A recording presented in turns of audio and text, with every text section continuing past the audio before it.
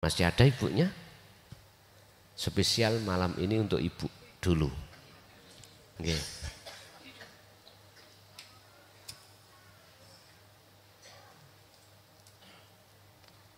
Sampun geser lukir nang Pak I. Ayo Pak I barangkali ada.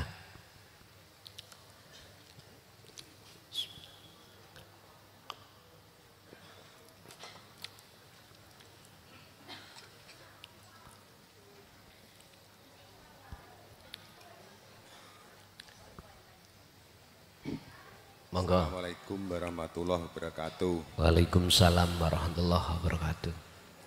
Badhe tangklet Gus. Nggih.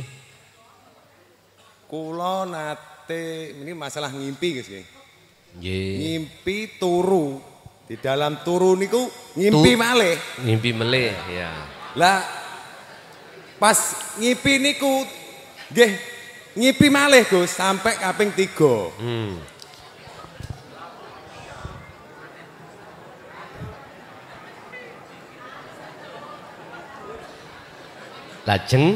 Lajeng niku kula madosi rumah kula niku madosi Gusti Allah. Lah niku kula niku roro ditekakaken wonten Masjid Al-Hikam Baghdad. Kula nggih dereng ngertos wonten Masjid Al-Hikam Baghdad. Niku wonten napa mboten kula nggih mboten ngertos. Kira dugi mriku kula munggah menara. Lah dugi menara nginggil ki ambak niku kula dipuruki kalih ingkang jaga menara niku. Kula tangkleti ditanya, "Kamu cari siapa?" "Saya cari Gusti Allah." Di sini tidak ada. Kemudian dia tuh saya tonyo Mas. Saya tempeleng nggak jatuh. Kemudian saya diberitahu, kamu itu tidak patut di sini. Kamu itu patutnya di masjid sambil menunjuk di Masjid Mekah gitu katanya. Kemudian saya mau berangkat ke sana, tiba-tiba bangun.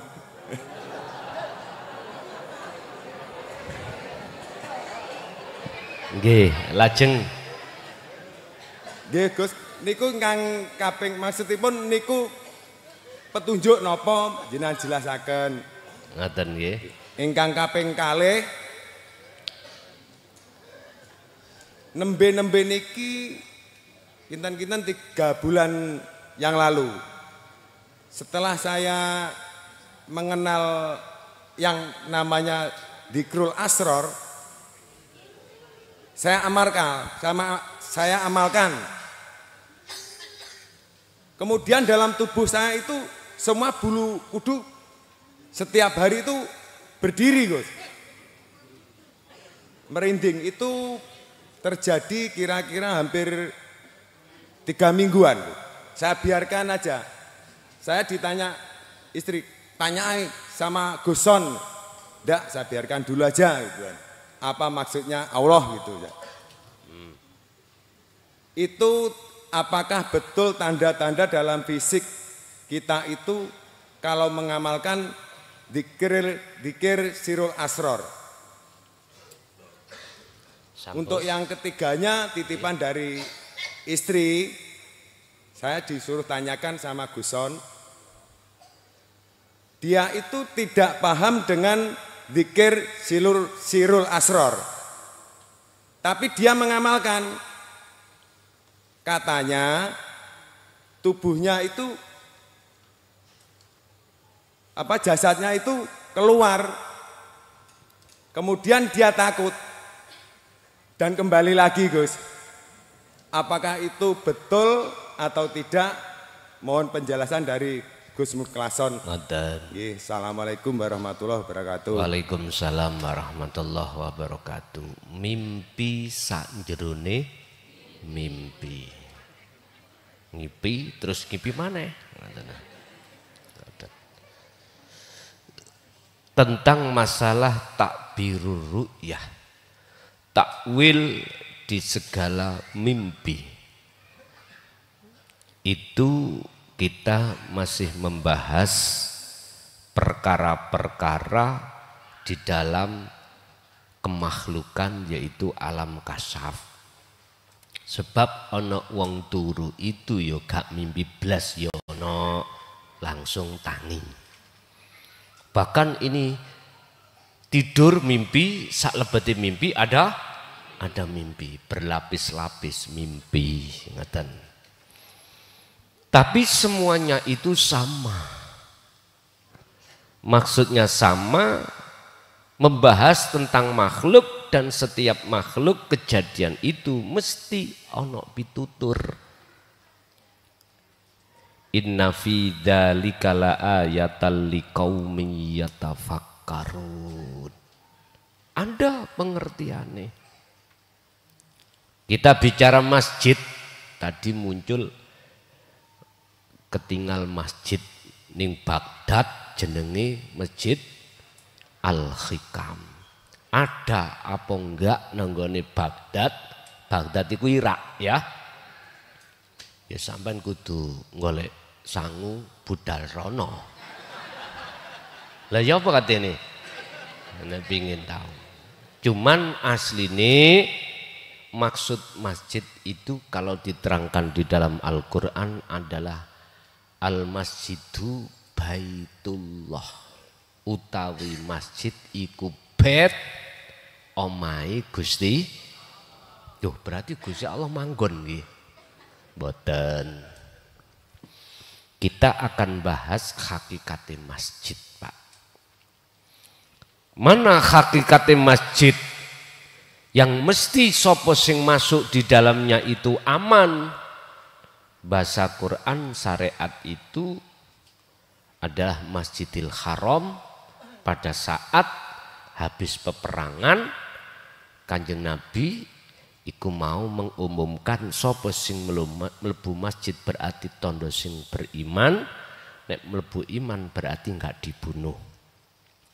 Berarti walaupun asale wong kafir kok perangan kalah dhek masuk Islam, dia aman. Ngaten lho. Lah hakikatnya napa? Masjid atau Baitullah itu. Itulah yang kumaksud jagate ati jenengan. Jagat ati itu jikalau sudah bebas dari al-aghyar, perkara selain Allah, berarti Anda sudah ketemu hakikate masjid. Dan disitulah Allah katakan maksud Baitullah Allah, omai Allah, maksudnya Allah itu akan selalu mendatangkan nikmatul imdad ar-rahim terhadap hati seseorang yang laksana sudah ketemu hakikate masjid. Otomatis proses awali harus mengikuti tata tertib apa yang telah Kanjeng Nabi sampaikan khusus di jalur dinul tauhid ini. Jadi bukan semata-mata Baitullah Allah itu bertempat manggon, enggak. Berarti kalau kami ambil kesimpulan hakikati masjid itu akan terjadi dalam diri Anda manakala hati Anda sudah bebas dari kepentingan hawa nafsu. Lah terus niku sing sampean tabok. Sapa mang kiai ne ya sampean tabok iki, Bang. Sinten? Menorane ditabok. Oh, penjaga menara. Ya karena makhluk, artinya gini, Pak. Itu pengertian wahai panjenengan iki sik ana kasaf. Tinggalkan kasaf ini. Naiklah ke alam berikutnya yang disebut alam musyahadah. Itu alam pertemuan terhadap Allah. Kalau Kanjeng Nabi disebut Sidratul Muntaha. Kapan itu terjadi? Ketika detik-detik nyatane wujude Allah. Kapan detik-detik nyatane wujude Allah? Nyatane nur makrifat. Kapan detik-detik nyatane nur makrifat? Gelape hilang alias selain Allah dalam hatimu hilang. Hatimu sak kejap. Ketika saat cahaya menyala, maka lepaslah, hilanglah kegelapan. Saat itu juga nyatalah Allahnya. Inilah yang disebut musyahadah itu di situ. Bon, itu yang pertama. Yang kedua, apa? Oh, merinding. Apakah itu tanda-tanda pengamalan sirul asrar? Ngeten Pak. Tondo-tondo sampai ngamalno sirul asrar secara ruhaniyah hanya 3. Amal arif la yarawna li anfusihim say'an. Yang kedua, yusyahiduna annal fa'ila wallahu ta'ala. Yang ketiga, tatmainul qulub. Artinya, jenengan wis gak ngaku kalau jenengan ada. Dan atau makhluk selain Anda sudah tidak ada dalam hatimu. Yang kedua, yang ada cuman ilahun wahid, Allah subhanahu wa ta'ala. Yang ketiga, tatmainul qulub, anteng antin jenengan. Lah, ini manakala mengimbas terhadap jasmani, rogo atau jasad, bisa jadi merinding, bisa jadi jenengan iki nyeleleng. Tahu nyeleleng deh? Orang melihat itu koyok ngelamun ngono lho. Jenengan dijak ngomong koyok gak sambung. Lah, itu imbas aja. Jadi jenengan ditawari perkara-perkara kesenangan dunya gak ngereken. Bisa jadi. Tapi yang inti adalah secara ruhaniyah 3 hal tadi.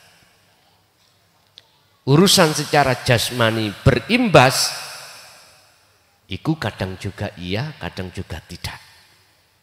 Iku dilihat aja. Yang terakhir, yang ketiga adalah pesanan dari istri. Apakah betul dia secara dzikir sirul asrar gak paham, tapi melaksanakan sesuatu yang menjadikan hatinya itu fana? Apakah itu betul? Ngeten Pak. Saya katakan secara ilmiah, wajib dia itu melaksanakan terlebih dulu namanya wirid atau dzikir. Baru di situ nanti akan terjadi alam fana. Tapi satu sisi, apakah Allah mampu dan berkuasa menghendaki hambanya tanpa lewat ilmu? Mampu toh? Mampu, sebab Allah bersifatkan innallaha ala kulli syai'in qadir. Sekarang ada yang bantah, itulah zamane Kanjeng Nabi, zamane Rasul. Wong kita itu opo? Oke, kalau begitu saya kasih pertanyaan. Allah zaman Rasul dengan zaman sekarang sama enggak? Kalau sama, jangan ada heran. Kalau Allah kuasa menghendaki hambanya tanpa mengikuti jalur-jalur yang sudah ditentukan secara ilmiah. Ingat, kemarin makalah mengatakan, jikalau manusia itu dihadapkan sifat adile Allah, nggak ada dosa kecil, nggak ada. Semuanya dosa besar. Tapi nggak ada dosa besar itu akan terjadi pada diri Anda manakala yang datang ini adalah anugerah Allah. Nah, inilah pemahamannya sebetulnya. Jenengan molimo, turunane rampok penjudi, gak mungkin akan menjadi ahli soleh sesuai 186 tadi. Ikulah pandanganmu. Tapi Allah mampu menghendaki hambanya walaupun dia itu secara sosial miturut pandangan orang lain ahli maksiat. Bisa. Karena Allah mampu. Segala hal apapun. Itu maksudnya apa? Jenengan kali kula sing gak mempunyai keturunan sing apik jangan pesimis. Ya. Kalau tidak diampuni Allah dosa-dosa ini dan diangkat sebagai kekasihnya, jangan pesimis. Selagi Anda masih ada di dunia kesempatan bisa. Dan juga Anda yang mempunyai katanya nasab bagus, justru inilah yang rentan Anda selalu takabur ya. Jikalau itu terjadi maka hakikatnya Anda semakin jauh pada Allah. Berarti gak pantas Anda ini disebut kekasih Allah atau gak pantas diceluk Habib. Gak ono. Kekasih Allah yang ngaku, aku wali, aku Habib, sebab keturunan. Enggak ono Pak. Iku nafsu sing bejat, sing ngaku-ngaku seperti itu. Pun. Jadi Pak, bukan berarti ku enggak benar. Ingat Allah kuasa atas segala hal apapun terhadap umat. Nggih. Lanjut tasik wonten. Bapak cukup? Ya wis satu kali niki. Wonten monggo. Assalamualaikum warahmatullahi wabarakatuh. Waalaikumsalam warahmatullahi. Sebetulnya itu sudah di sini sudah sampai. Maaf Gus kalau masih melihat Gus Mulason gerak-geriknya Gus Mulason berarti belum sampai. Fa'ilu inallah. Gerak dan diamnya Gus Mulason itu geraknya Allah, berkalamnya Allah. Qalu ya hayyu illallah, tidak ada yang wujud selain Allah. La maujuda itlaq illallah, tidak ada yang wujud mutlak kecuali Allah. Tapi jalan ini harus melalui kata Rasulullah, mutu qabla anta mutu, bunuhlah dirimu dulu baru mengetahui wujudnya Allah. Mengenai tadi apa langit sapi itu ya, kalau saya menjawab, kita melihat di dalam jasad ini dua mata, telinga dua, hidung dua, mulut satu, 7. Tapi ini kalau tidak mendengar kalimat Allah, tidak melihat kalamnya Allah, tidak melihat pendengaran Allah, ini masih membawa kicap kita semua. Jadi langit sapiti itu ditutup kilat sendiri, bukan di mana-mana. Karena apa? Kita berapa bulan yang lalu ada kata Allah, dulu langit dan bumi menjadi satu. Saya kelontok kata Rasulullah, saya jadikan langit. Dan terus kalau saya langit singkat sapi itu di mana? Kan berarti di tubuh kita sendiri. Inilah yang menjadi pemahaman para teman-teman kita tapi belum menyadari. Kalau sudah sadar, kita itu pendengaran, penglihatan, berkalam, bernapas sedikit diarahkan ke ahad, berarti itu tak bukan langit sapi itu. Tapi melalui itu tadi, mutu qabla anta mutu, bunuhlah dirimu. Apa yang buat membunuh? Kalimat syahadat itulah mampu membunuh diri kita sendiri. Atau ada yang bilang diri yang palsu jadikanlah diri yang hakiki. Itulah jawaban kita Mohon penjelasan Yai Mukhlason, kalau kurang berkenan saya minta maaf. Assalamualaikum warahmatullahi wabarakatuh. Waalaikumsalam warahmatullahi wabarakatuh. Dalam hal masalah ardi samawat yang disebut sebagai sabtuju itu berbagai macam untuk menerjemahkan. Kalau bahasa saya tidak mengikuti ain-ain yang Allah tetapkan dalam diri kita. Ain mata, ain telinga yang masuk di dalam sifat ma'ani ndak. Sampai tambah bingung nek lewat teng mriku. Cukup setiap saat dan waktu bagaimana hatimu itu untuk anik budullaha wajtanibut togut. Begitu. Jadi kami nggak ingin untuk membuat umat ini bingung, ndak. Itu penjabarannya ada di sifat ma'ani dalam sifat wajibnya 7 Allah, yaitu kudrat, irodat, ilmu, hayat, sama dan basor. Itu nanti kita jelaskan waktu di Ramadan. Cuman saya ringkas, apapun kejadian waktu demi waktu bagaimana hatimu itu ani budullaha wastani butauhud, begitu. Oke, ada lagi? Sampun cukup? Pun Al-Fatihah.